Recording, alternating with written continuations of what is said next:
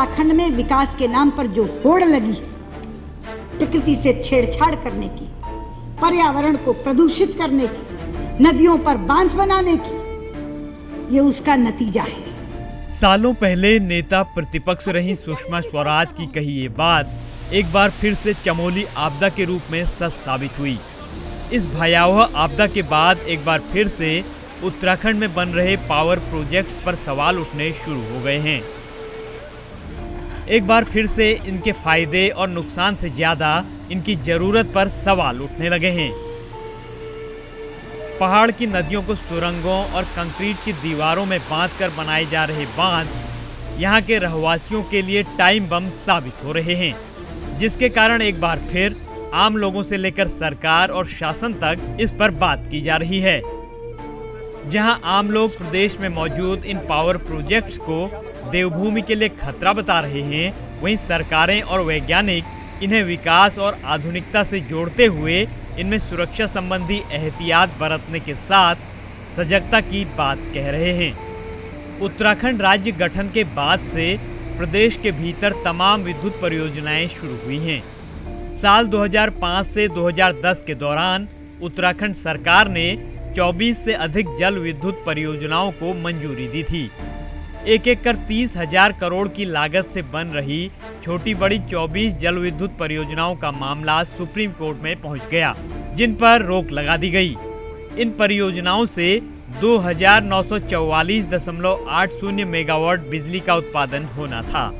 इतना ही नहीं, देवभूमि को ऊर्जा प्रदेश बनाने के लिए प्रदेश की 12 नदियों पर 32 परियोजनाएं हैं, जबकि प्रदेश में 58 ऐसे छोटे बड़े बांध प्रस्तावित हैं जो अभी निर्माणाधीन हैं। बीते दिनों की घटनाओं और प्रदेश में इतनी बड़ी संख्या में बन रहे बांधों की संख्या ने वैज्ञानिकों, सरकारों और हुक्मरानों को इसे लेकर रणनीति और सतर्कता बरतने की ओर सोचने पर विवश कर दिया है। रैणी गांव की आपदा के बाद परियोजनाओं से पहले ग्लेशियरों के अध्ययन को वैज्ञानिक जरूरी बता रहे हैं। इनको बनाने से पहले उनका सही सर्वेक्षण किया जाना चाहिए। उसके आसपास का क्या टोपोग्राफी है पीछे से, क्योंकि मोस्टली पहाड़ों में है, तो पहाड़ों में क्या है कि उसके पीछे से ग्लेशियर्स हैं। आपके ग्लेशियर में से कई चीज़ें एक्टिविटीज़ ग्लेशियर, तो वो भी एक मूविंग बॉडी है, उसमें कई चीज़ें होती रहती है। तो उनको भी इसमें इंक्लूड किया जाना चाहिए कि अगर आप किसी क्षेत्र में बना रहे हैं, किसी बेसिन में बना रहे हैं, तो उस बेसिन में कितने ग्लेशियर हैं, उनकी क्या स्थिति बन रही है, वहाँ पर एवलांच कितने आते हैं, स्नोफॉल कितना होता है, लैंडस्लाइड की क्या फ्रीक्वेंसी है, कहीं रिवर चौक होने का डर तो नहीं है, लूज मेटल कितना है, मतलब ये चीज़ें सब उसमें इंक्लूड किए जाना चाहिए। तब मैं समझता हूँ कि ये स्टडी बहुत इंपॉर्टेंट है ऐसे प्रोजेक्टों के लिए, ऐसे कार्य के लिए। उधर प्रदेश में चल रहे पावर प्रोजेक्ट्स को लेकर पर्यावरणविद और विपक्ष भी चिंता जता रहे हैं। जहां पर्यावरणविद अनिल जोशी उत्तराखंड में बन रहे बांधों को वाटर बम बताते हैं, तो कांग्रेस उपाध्यक्ष सूर्यकांत धस्माना इन प्रोजेक्ट्स में काम करने वालों की जानकारी के लिए एडवाइजरी जारी करने की बात कह रहे हैं। देखिए, ये एक बड़ा संकेत है हम सबके लिए, और ये बात संकेत मात्र उत्तराखंड के लिए नहीं, पूरे देश का सवाल है, क्योंकि हिमालय पूरे देश को पोषित करता है। 18 नदियाँ जिन्हें सरकारें मात्र जल ऊर्जा का केंद्र मानकर समझती हैं, शायद इससे भी ज़्यादा महत्वपूर्ण ये है कि इनकी संवेदनशीलताओं को समझने की भी कोशिश की जाए।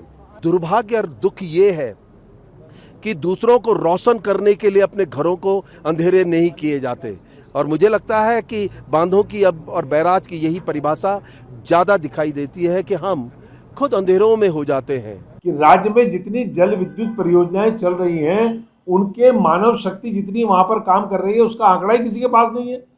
न श्रम विभाग के पास है, न जल विद्युत परियोजना चलाने वाले जो सबसे बड़ा हमारा इतना बड़ा हम ढिंढोरा पीटते हैं ऊर्जा प्रदेश ऊर्जा प्रदेश ऊर्जा प्रदेश, लेकिन वहाँ पर कितना मजदूर काम कर रहा है, कितना इंजीनियर काम कर रहा है, कितना टेक्नीशियन काम कर रहा है, कितना वहाँ पर हाइड्रो से संबंधित जो लोग स्किल्ड हैं वो काम कर रहे हैं, किसी को कुछ पता ही नहीं है।